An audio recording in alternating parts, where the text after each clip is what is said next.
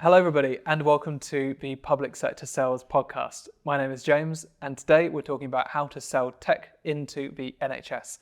According to Tussell analysis, the NHS and the healthcare system represents one of the fastest growing tech markets in the UK public sector. Between the financial year 18-19 and financial year 22-23, we found that direct spending between healthcare bodies and tech suppliers grew a phenomenal 104%.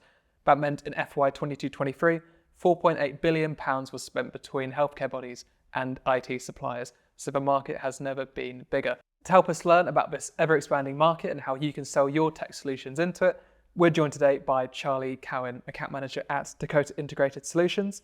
Dakota recently ranked in the top 100 fastest growing tech companies in the UK public sector, according to the latest Tech200 awards between Tussell and Tech UK, so we couldn't think of a better company group to talk to today. It's a pleasure to have you with us today. So before we get going for our audience, could you let us know a bit about yourself and what Dakota do? Hi James, and yes, thanks for having us here today. Yes, as you said, my name's Charlie Cowan. I'm an account manager at Dakota Integrated Solutions. We are a company based in Manchester. We've been around for about 20 years with over 15 of those in the NHS and healthcare space. Dakota as a company are a data capture solution specialist. We provide various hardware, software, professional service and managed service solutions into the NHS. We are a top tier partner with many of the key vendors and manufacturers in that space, such as Zebra, Honeywell, Data Logic, Newland, and others. Fantastic. And we did a bit of research into you guys before conducting this interview. I've seen you guys have worked with numerous NHS bodies, NHS trusts, East Suffolk, NHS Supply Chain, NHS Wales. And as I said, you guys recently ranked in the top 100 fastest growing tech firms in the UK public sector. So like I said, couldn't ask for a better person to talk to today about this very large and expanding market. So starting things generally then, when you're looking to sell your tech solutions, tech services, tech products into the NHS, what kind of attitudes and expectations are you generally met with from the NHS? Because previously we've talked to guests before about NHS sales, and it seems like the NHS, compared with other buyers, tends to be a bit more skeptical and a bit more hesitant when approached by suppliers or when talking to suppliers. Is that a similar experience you guys have had? Like, what's the general attitude from the NHS towards tech vendors? I would say it's varied. Yeah. As a new player into the space, it's very difficult. If you don't have a track record selling into the NHS, buyers can be very skeptical. Fortunately, Dakota, as I mentioned earlier, we've been doing it for over 15 years. And then you kind of break it down into the various solutions that you provide. So if you are supplying a new solution into the NHS, again, that's quite difficult. A lot of the NHS buyers and stakeholders will want to see something already implemented at another trust, another hospital, and have data behind it to show the value it can bring. So that kind of attitude then, as you said, it varies between different NHS bodies, different organisations within NHS. Is there sort of a clear delineation between, say, when you're talking to a hospital, for example, a single hospital, a local hospital, versus trying to sell to a ICB or a trust or a wider organisation? Do the attitudes towards tech suppliers change on that kind of level, or is it, like you said, much more dependent on what the solution is, your experience in the tech market, or is it down to the organisation itself? It's really a bit of both. It does make a difference depending on what level you are selling into. A trust will be made up of 1, 2, 3, maybe more hospitals. And each of those hospitals might have slightly different pain points, which means you need to tailor your solution to cover all of them. Obviously, you will need a full trust buy-in to be able to push the solution into the hospitals. And then at the kind of higher level, you mentioned the ICBs and ICSs. We're seeing a lot more of that these days, where trusts are banding together to standardize technology across trusts and hospitals to help get better patient care, but also to obviously get better economies of scale with regards to their commercial buying power. Mm-hmm. And then flipping that onto the sort of supplier's perspective when selling into these different organisations, do you think there tends to be a certain naivety about how easy it is to sell into these different bodies and towards pitching their solutions to these bodies? Do they think they can kind of like just rock up and start selling, that they'll start to immediately understand sort of the value and proposition of what they're selling? Or yeah, in your experience, is that common among suppliers, you think? I wouldn't say it's naivety. I think, as I mentioned earlier, if you are a new company in this space, you will find it difficult, just because the NHS kind of look towards various trusted providers. Having said that, my advice would always be perseverance. If you keep knocking on enough doors, you will get an audience. With regards technology solutions and new solutions coming out there, even companies like Dakota, who've been in the supplying into the health service for many years, will find it difficult to get the right audience. You need to ensure that you've got the various different stakeholders, but even then, they're generally influencers rather than the budget holders or decision makers. So it's being able to find the right people within the organization to open up those conversations and make sure that you can actually deliver a solution that's going to provide benefits to the people on the front line, but also to the stakeholders and the trust in itself. So digging into that a bit more, like you said, Dakota has a lot of experience with pitching new solutions, new services to the NHS. Like you said, part of that actually successfully pitching back is talking to the right people. What other sort of, generally when you're pitching these new services the NHS might not be aware of or more is not acquainted with, what way should you try and communicate the kind of value propositions of those solutions and services? How do you talk about it rather than just talking to the right people? So when we're proposing new solutions into the NHS, from our point of view, it's important to get buy-in at all levels across a hospital, a trust. It's very important to understand what frontline workers, clinical staff, what their problems and issues are, and make sure we're addressing those, as well as being able to provide confidence to the board to invest in solution, whether that be commercially or addressing much greater, wider ranging problems. So on that, the importance of sort of tweaking how you talk about your offer, your service, depending on, if it's for commissioners or if it's for clinicians on the ground. In general terms, I appreciate it's quite a big question. What is it that these different sort of key stakeholder groups value most when it comes to these new tech solutions and tech services? What is it that makes them sort of say, yes, that's a good offer, that's a good solution, versus, like you said, it's going to differ depending on who you're talking to. So what are the key kind of value propositions that they're looking for? Depending on who you speak to within a trust or a hospital, it really differs with regards what their expectations are and what they value most. At a clinical level, it might well be ease of use, saving time and therefore saving money. But where we find we get most buy-in is when we start talking about compliance of solutions, how they can make the trust more compliant, how they can make it easier for them to be compliant. That makes sense. So part of a successful pitch, then, like you said, is understanding who you're talking to and what they value.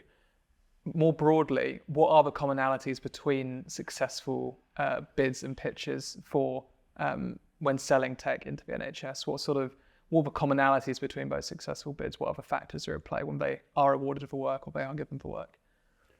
So we mentioned earlier, all trusts are different, and we've mentioned compliance. So it really does depend on each individual trust, each individual hospital, and what drives their need to look at a digital solution.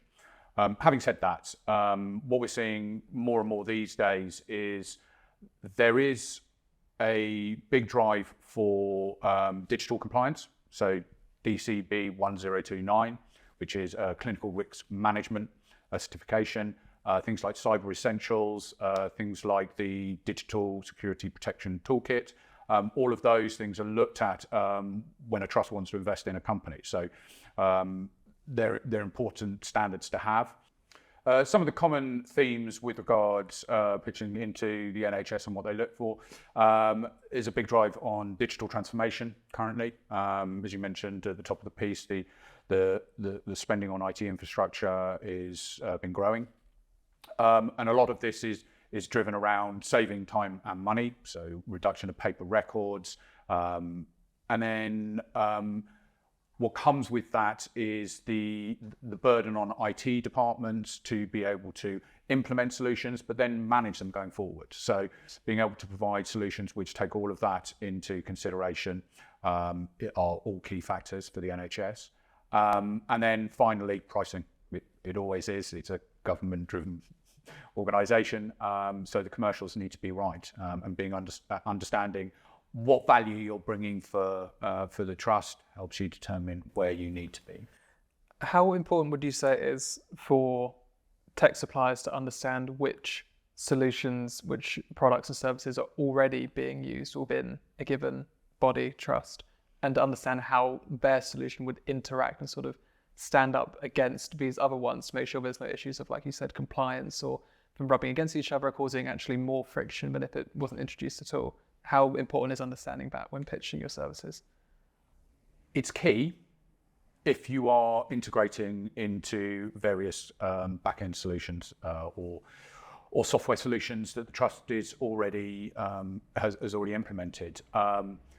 If you're integrating into an EPR, for example, we mentioned earlier about having various accreditations in place, and you will need to have those because potentially you could be handling patient data.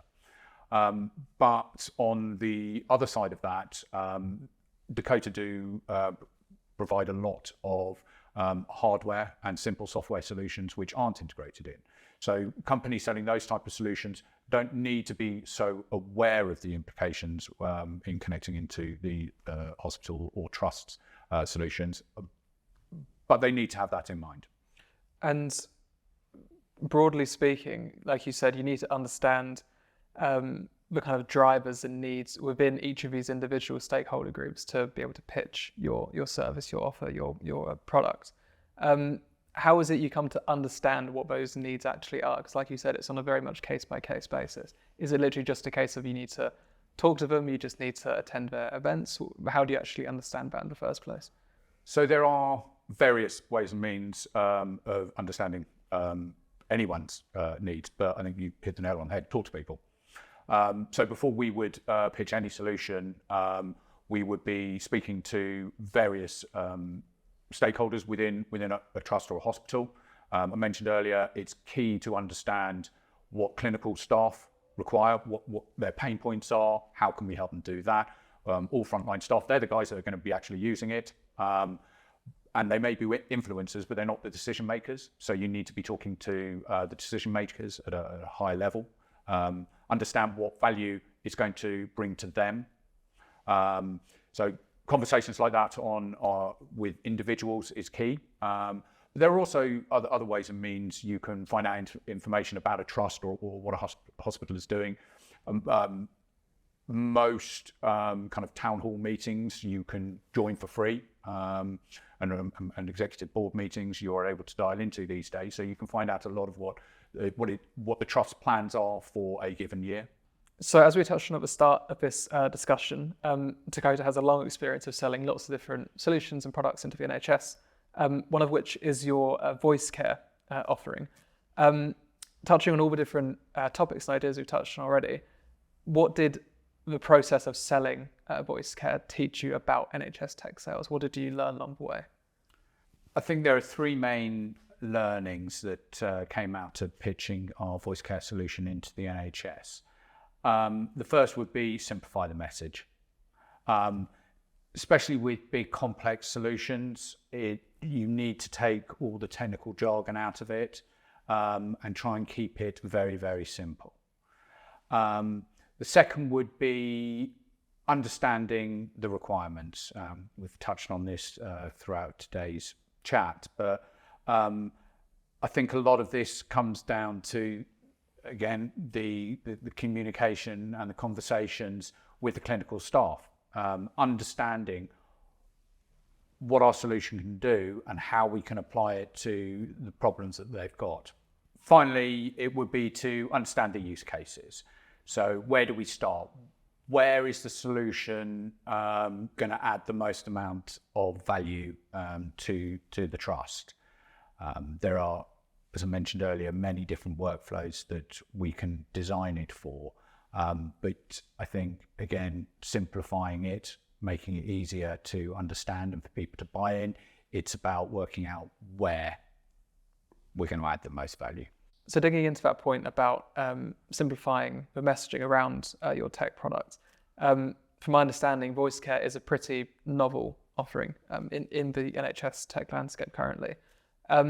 What did you learn along the way about how best to almost translate what it is and what it does, value proposition, into a way that resonates with these key kind of stakeholder groups talking about? What did you learn along the way trying to do that? So with voice care, although voice technology has been around for 20 plus years, and that's voice directed technology, within the healthcare space, it hadn't really been done in what voice care delivers. I think where we have found success is being able to show demos to our customers, especially. I think having face-to-face conversations, taking them through the solution, taking them through the value it brings, how it all works, enabling them to have a go on the solution helped. I think there's too much time spent on virtual meetings, and this is one of those solutions that we just can't do it over a laptop and a camera. Yeah, it's touching on that. Obviously, like you said, it depends on the product that you're selling and how sort of manual it is. What is the role but of just actually taking it to them and showing them this is what the product does? And how important is that in letting them decide, yes, this is something we want, or it actually doesn't meet our expectations? How important is just live demos when selling tech to the NHS? Again, it really depends on the solution, technology, hardware, software that you're trying to demonstrate or sell into a hospital or a trust. From my point of view, face-to-face meetings are much better than anything done virtually.